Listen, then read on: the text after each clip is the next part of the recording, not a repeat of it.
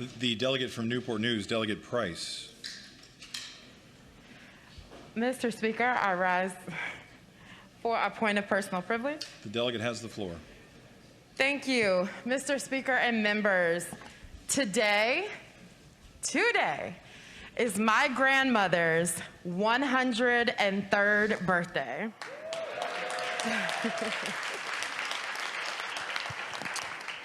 And her life is a testament to many facets of our shared history, Black history. Rosa Belle Charity Price was born in 1919, which means she has witnessed both the heart-wrenching pain of history and the hope and progress of our nation. She was born when the NAACP was just 10 years in operation, but they were very busy fighting for civil rights. And she was 1 year old with the 19th Amendment being ratified, offering white women the right to vote. But for reference, it would not be until she was 46 when she could fully and equally access that right with the signing of the 1965 Voting Rights Act. She was born in a time when horses and buggies traveled dirt roads during the great influenza pandemic. She was born in a time when lynch mobs created fear and chaos in our communities.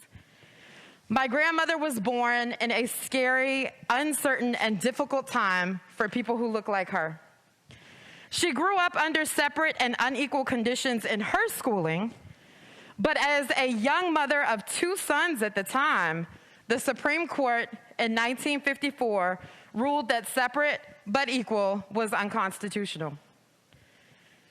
And a year later, Mr. Speaker, she hugged her 2 sons tight when young Emmett Till was murdered. She witnessed bus boycotts, sit-ins, protests, marches, speeches, and movements for change.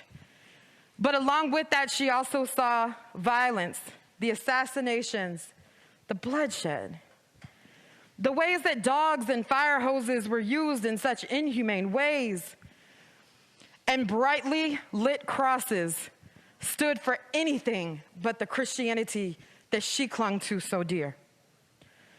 She saw a country fighting with itself to finally live up to its own promise, but to make sure that that promise included her family too.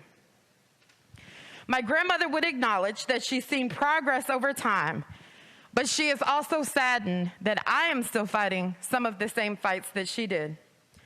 But she stands proud of all that she and her family have worked for, what they have faced, and what they have survived.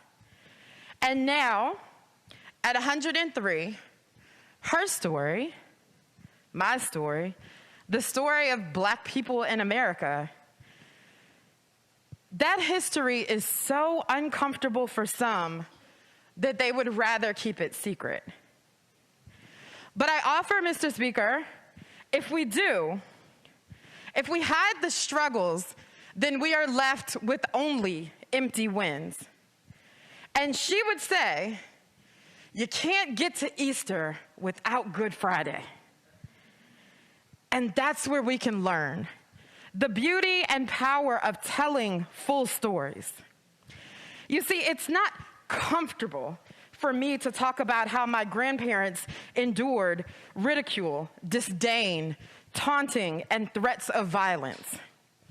It is not comfortable for me to know that men my grandfather called sir called him boy. It is not comfortable for me to talk about how this beautiful, strong, and faithful woman of God was afraid on a regular basis that her family would be harmed just because of the color of their skin. I do not talk about these things because they are comfortable for me.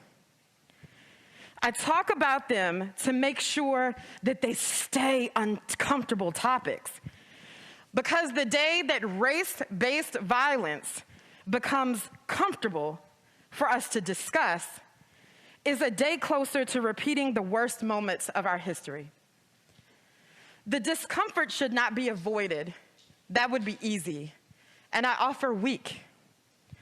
But if we stand strong and firm and face the discomfort head on, then maybe we can together vow that the next generations will never have to see what my grandmother has seen. Those events shaped my grandmother, and they've shaped every one of us who sat at our parents' and grandparents' feet to hear their stories. So today, I'm celebrating Black History Month by honoring my grandmother and everything she went through so that I could stand here today.